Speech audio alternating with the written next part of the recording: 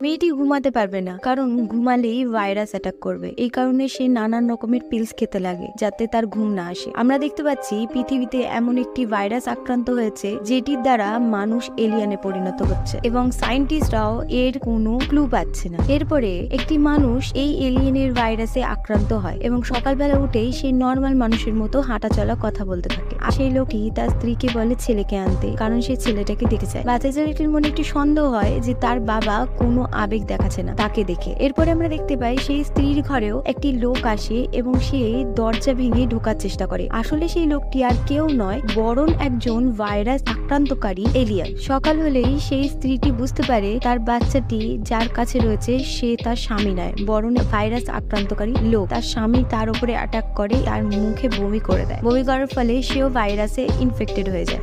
আসলে এই ভাইরাসটি তখনই অ্যাটাক করে যখন একটি মানুষ ঘুমিয়ে পড়ে।